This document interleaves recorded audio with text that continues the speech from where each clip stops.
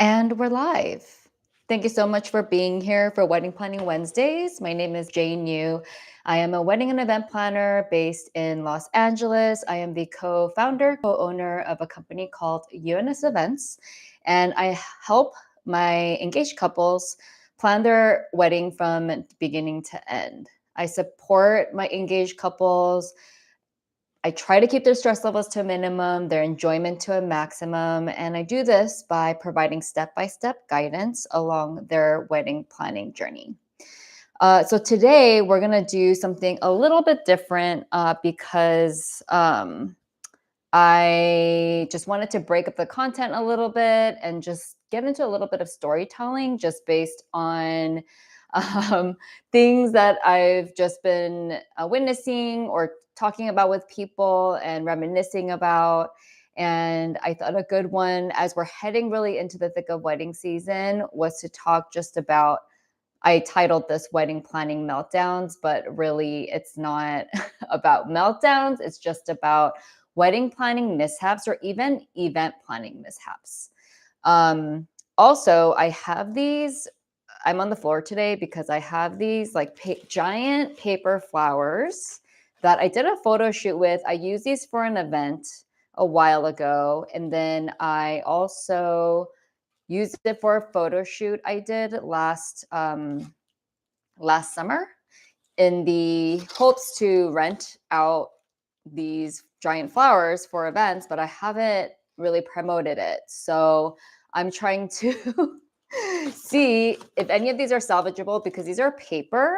They were bought off Etsy. And in hindsight, I'm wishing I had bought silk or fabric because I feel like they keep better, but the paper is a little bit like crumply. And I like the texture of it. It's cute, but this isn't really all fluffed up, but it's harder to fluff up after a few times. If you are watching live, just let me know in the chat, please, if it's distracting, the sound of me adjusting these flowers. And it's a cute design idea. I'm sure some of you have seen it, but I really think these are so cute. So anyway, if you have watched any of my last lives, I do talk a lot about mindset and like setting priorities, talking to your partner, communicating with each other. And it's easy to forget along the way just the sheer amount of stress that you're going to be under. And a lot of times when so much stuff is thrown at you, you also have life, you're probably still working, you're having to deal with vendors that may not be up to par for you. They're not delivering what they promised. Maybe families just being really annoying. Maybe your wedding party's just not being supportive and things like that. And so I think it's really important to remember that at the center of it all is the two of you. And that's what it's really all about. And everything else will fall into place. I think the biggest thing to remember, I've done so many events for a really long period of time and all kinds of events. I've done corporate, I've done branded events, for Nike, for HBO, for Unilever, for Disney. And those are very different from weddings in the sense of it's usually a much shorter time frame to plan, a very different budget, a different type of client. And the reason I moved into weddings is because I really just wanted to be a part of a meaningful journey with a client and with a couple. And I found that doing weddings just makes me feel a lot more fulfilled and I find it a lot more meaningful. I love being part of a couple's journey. I've become friends with some of my couples and it's so amazing to just be able to be a part. And it's really an honor, really, that they would include me as their planner. um, just to be a part of celebrating their love. And I think that's the reason I got into it. I do tell my couples, and maybe, some people might think this is a cop out, but I always preface things with, hey, like everything in life, not everything is going to go perfectly with your event. No matter how much you plan, no matter how much detail you give people, there's always something that's going to get lost. And I think even when I started as an event planner, I think that's what used to frustrate me so much is I would write these dissertations to vendors with the point by point, hey, these are all the things that I need. and they show up and they have no idea what I'm talking about sometimes, right? And that's really frustrating because for you, for the couple, this day is really, really important. And you don't want to feel like you're just one of many people they have to service, right? But the reality of it is that's the case. And vendors are usually small businesses or solopreneurs or like a two-man shop. And a lot of them are really underwater. And so that's not to say that there aren't really great vendors out there, because there are. And for me, I think it's really important to just work with kind people and people that will own up to, if they made a mistake or not, because everyone's at a different part in their journey, including myself. And so there's definitely things that I've learned along the way, but I did want to just share some real life examples. And as I get more advanced in my lives, I will have more slides and just fun stuff to show. But today I'm just going to be talking about it.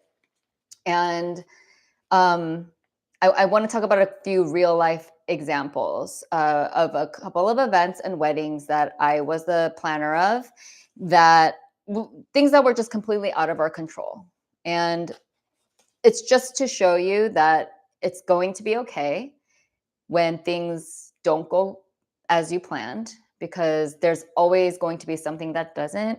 And to be honest, when I look back at some of the best weddings that I've been a part of or planned, it wasn't even logistically perfect. There were things that were, may have been out of place or whatever, but it felt perfect. And I don't know if that makes sense. Like when I look back though, it was like, I'm like, that was one of the best weddings I've worked on.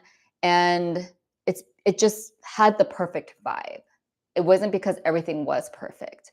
And I want you to remember that as you go into your wedding day. I don't know if you're watching, I don't know if you're just starting or if you're at the end of your journey. It is wedding season, so you might be getting married. But yeah, I just wanted to share some stories because I feel like you're not alone. You want your wedding to go well, of course, but things happen. So I want to share a story about a wedding that I planned in Joshua Tree a couple of years ago. And this wedding was beautiful. My client, I wasn't the full planner, but they did like a guided wedding planning package where I provided like consultation and a bunch of templates they could use. And in the beginning, they were pretty stressed out, even with the templates. But as they got to using them, they started to really enjoy the process. And they had a venue and they had this idea for like glamping for all their friends and family just to be in this one place. And there was this amazing venue. I don't even remember what it was called, but there was this venue where they were literally in the middle of nowhere. And then they had some Airstreams, and then people could also bring tents. And then there were some glamping situations. There was a house. So it was like a compound, and it would have been like a whole weekend retreat. And that's like the vibe that they wanted. Now, the venue was a little bit, I don't want to say unfinished, but it wasn't super polished. But I was really excited to be there because it was kind of an unconventional, like non-traditional style for a wedding weekend. And, I wasn't in contact with the venue at the time because they were doing guided. So they were doing all of the venue and vendor communications before I headed into the coordination phase. And basically they called me, or they texted me one day. It was maybe their wedding was supposed to be in October of 2022. And then they called me and they booked it like in August or something like of 2021. And they texted me like a year before, maybe in like October or November of 2021, they were like, oh my gosh, the venue just said that they're going to be selling the place. So they have to, they can't do the wedding in October of 2022 because they're going to sell the place and they're only going to do weddings until June. So that was like obviously not a great feeling because they already sent us save the dates. But they were still a year out. So they called me and I was like, listen, you can still do the wedding at whatever time that you want. If you want, we can either find a new venue. The options are find a new venue, or you can, let's just move it up earlier, because they were, they really were anxious to get married. They really wanted to get married. They couldn't wait. And so we were like, okay, let's just do it in June. We can do it in 6 months. And so they had already found a couple of vendors and all of that. And of course, they had to ask their vendors if they're available. I was available. And so anyway, we moved it to June of 2022 from October 2022. Then I don't remember the exact time frame, but a few months after that, or maybe not a few months, but a month or two after that, they called me again. And they basically were like, the venue essentially said they can't host weddings anymore. And I was like, WTF, that is crazy. Like they had to just cancel it. And basically what happened was, I guess they weren't zoned. They didn't have the proper permitting in Joshua Tree to have weddings. And I guess they've been doing it pretty like bootleg style. And so they got shut down. They got shut down by Joshua Tree County. And if you've ever done anything in the desert, or if you know anything about the desert, they're really like particular about like noise and like all of this. So I don't even know how long they got away with it for. But, you know, like I said, it was a little bit unpolished and they probably just never completely finished the site because they never had these permits. See, look how cute this is. It's cute, right? If anyone wants to rent these in LA, let me know. So then they called me and it got canceled. And obviously we didn't want to move the date, but we had to scramble to find a new venue. And they basically found another venue and it actually ended up being so beautiful. It's called the Morada in Joshua Tree, Morada. I'll link it below. And we've been back there another time since because we brought a client there and it's a beautiful place. And I'm so glad in hindsight that we did it there because it was I think a lot more contained. I think being out in the middle of nowhere would have been really tough and just a lot more infrastructure to build and everything like that. Not that we couldn't do it, but the Murata was just beautiful and it had everything that they wanted as well. And so at the end of the day, it all worked out. And I really have to give my client kudos for not losing their shit, you know, because I honestly don't know what I would have done if it were me. Like if the venue had to move the date and then they just ended up canceling straight up. And so they had to basically send out two revised save the dates. And luckily it was enough advance time for their friends and family to make plans. But that was one of the craziest stories, I think. And after that, I always tell my clients, or I just ask them, hey, like, do you want cancellation insurance? And in this case, I think they lost out maybe on a deposit with the photographer because the photographer they originally hired ended up not being available for the date that they ended up rebooking, which was unfortunate. But I always ask my clients now, do you want cancellation insurance? Because a lot of venues require couples to provide insurance anyway, which is like $150. But for another $150, $200, you can have cancellation insurance. There's a bunch of clauses. I mean, a lot of people added it, underwriters added it because of COVID, but anything COVID related is not covered. But let's say like you book a photographer and they go bankrupt or something and you just can't recover your deposit, then this insurance will cover that. So, or if the venue goes under, like in this instance, and you lose the deposit, and in my client's instance, they got the deposit back, but or like all of their money back from that venue since they canceled. But in the event that they can't because they just lost their money or just went bankrupt, then you can recover it via insurance. Oh, see, like this one has a hole and I don't know if this one's usable. Like, I don't think I would want to give that to anybody. So I'm going to toss that one. I'm in the era of just throwing things out. Hi, John. So that's story number one. And so that's just one example. Another example that comes up quite a bit is weather. Weather is definitely, it can really make things difficult, especially for planners and the vendor team who are setting up, because you do have to really plan kind of in advance, but it's sometimes really hard to because the weather changes so often.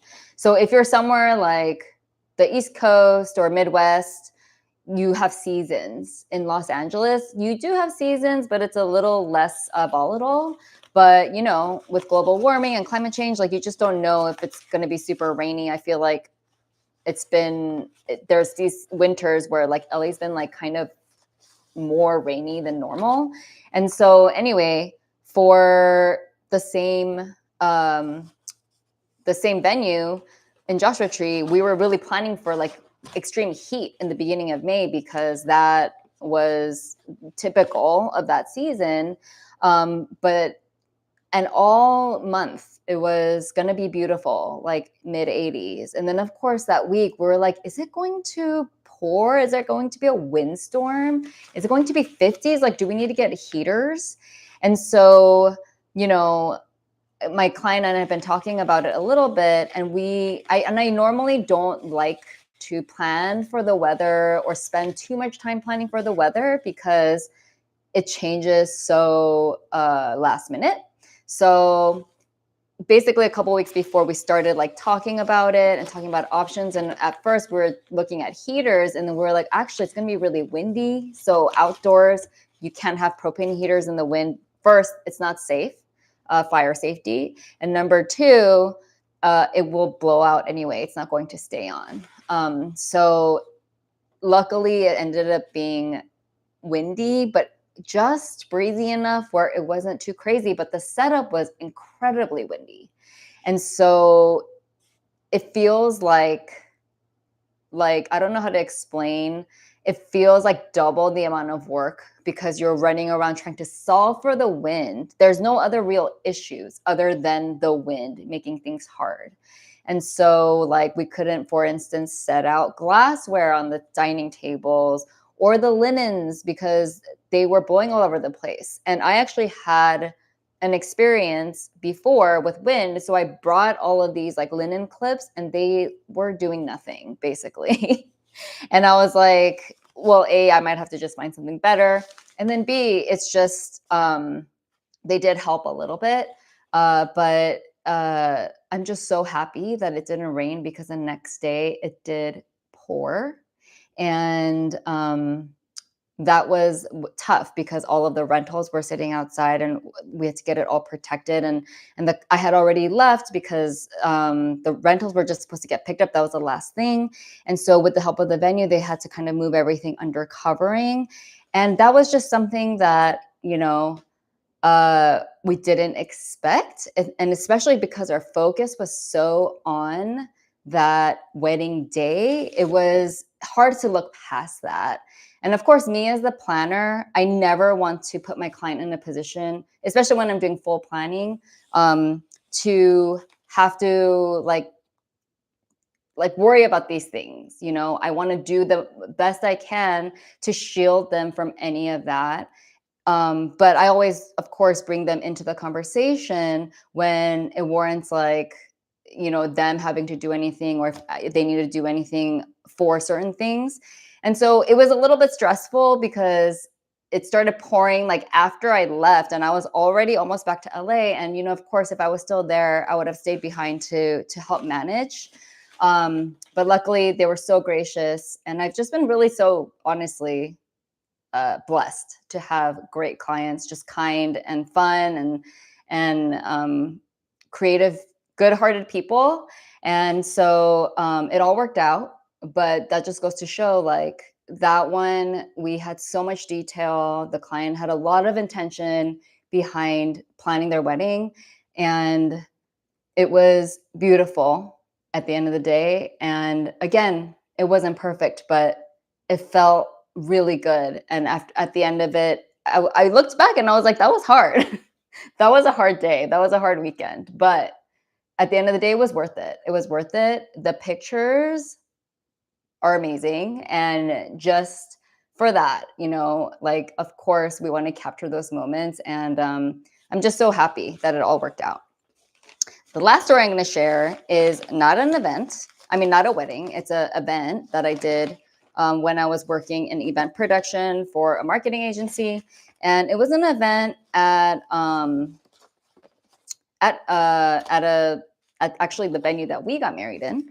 But this event was way before this venue had just opened. It was almost more than 10 years ago, actually. So the venue had just opened, and we did the event there. And, again, weather. It was weather.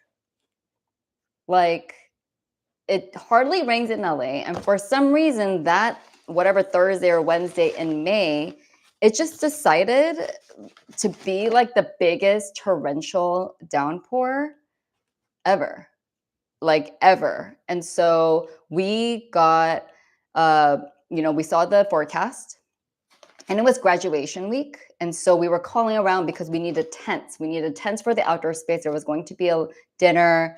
And then we needed tents for the check-in because people were going to be waiting in line, and we had to check people in outside. Like, it was a whole thing. And it was so hard to find a tent or tents. And then we found the tents, and then they were short-staffed. They sent like 2 people to do the job. And I remember I was there. It was a multi-day event, and then we had to flip the space from like Wednesday to Thursday or something. Wednesday event to like Thursday. I was there till 5 a.m. on the day of Thursday because I was just sitting there managing the tent guys, because it was a whole thing. And it was just like, that's all fine and good. Like that comes with the territory, whatever. But then during the event, I've also planned for rain too, and it just didn't rain. So that happens too. You can plan for something and then it doesn't happen. But I'd rather be prepared than not. But during the event, now this was a pretty big event, and there were high profile people there. Like, we had a celebrity performer, celebrity DJ, and it rained in all the right places. And by that, I mean it rained on the stage. We're trying not to get people electrocuted. It rained on the DJ booth, which was in another area. It rained in like what is the bridal suite at that venue, like where Solange was getting dressed before her performance. And so like there was just a lot of stuff going on. And I remember I invited a bunch of my friends to that wedding. It was in LA. I mean, not wedding, to that event. And I remember the team and I were just running around trying to just literally problem solve. And there was nothing much we could do, but it was just like triaging with the venue, like labor team. They had to go up on the roof to try to like plug holes. And it's crazy because it was like a new venue. And so they had just renovated it. And maybe they had been open for a year and they just hadn't experienced this kind of rain. So they just didn't know there were these leaks or the like potentials for leaks. I feel like it wasn't like a thing that they felt they knew that they needed to look into, right? And so that was an insane event because I just remember running around and just trying to figure out all of these things. And then Solange's performance got pushed until like the end of the event. Like our event was from 8 to 11 or whatever. And then she was supposed to perform in the middle of it. And she ended up being the closing performance because we had to get it together. And some of us were like, oh my God, what if she doesn't even get to perform because of all these problems? But she did. And at the end of the show, I remember saying bye to my friends. And I was like, oh my gosh, like, can you guys believe all this stuff happened? Thinking that they would have noticed something, but they were all like, they had had some drinks and they were like, oh my gosh, great event. It was amazing. And they literally had no idea like what had happened. And I think I wanted to share that because it's going to be the same like with your guests. Of course, you do want a team of professionals with you, working with you as much as possible, because they will help you manage. And you really don't have time or bandwidth on your wedding day to be managing any kind of issues. So you should just be there, get ready, and be ready to just get married to your partner. And you want that team of professionals there because you want them to catch these things as they come up. because it will happen. But I wanted to share that because when you find yourself stressing about really small things, just really think about, is it really going to affect, like, how much is it going to affect the guest experience? How much is it really going to affect the way your wedding is, or your marriage, the way you're getting married? If the answer is it's not going to make a huge difference, then there's your answer. Your answer is, don't stress about it anymore. Just make a decision and move on. And I get it. When I got married, I had already been planning events and weddings for a long time at that point. And when I got married, I was doing the same. But you'll find yourself, like, if you keep stressing and obsessing the last 1 or 2 months, you're just gonna like make these decisions because you're just so tired of making decisions or just overthinking things. So I think you just have to think about, anytime you get stressed about the little things, just remember that at the end of the day, a lot of it doesn't matter so much, or is not going to make such a huge impact for the day or for your guests. You just want to make sure that your experience too is good, that you set your event up for success by hiring the right people. And I think that's what matters the most. Um, and I just wanted to share that because I did launch my digital wedding planner last week, and it didn't go as swimmingly as I had. I didn't really expect much, but I did have some people purchase it, which was great because I expected zero. And I think just going through that process, I know it's not perfect. Like, nothing is ever perfect. Like, everything is messy, the process. And wedding planning is going to be the same way. Even for me as a planner who's experienced with my clients, like, there's always something to be learned. And I'm just happy that I get to be in a space that is a beautiful place, and a, a way to celebrate two people's love. And that's really, really all that matters. So I hope that was helpful, just to hear, like, you're not alone. If you're in the home stretch of wedding planning, you can do it. If your wedding is in the next few months, you can do it. It's going to be okay. Everything's going to fall into place. And next time someone annoys you, or someone says something that is just like, why did you say that? Just let it roll off your back, because it's going to be fine. If you're just getting started, I do have like a free wedding planning guide linked in my description below. If you want to just have a little bit of a guidance as you get started, it's a checklist essentially of what you need to do and vendors to book and all of that. So you can check it out. And also my digital wedding planner is, of course, available for purchase. And I am working on some other ways to serve my engaged couples and to provide guidance.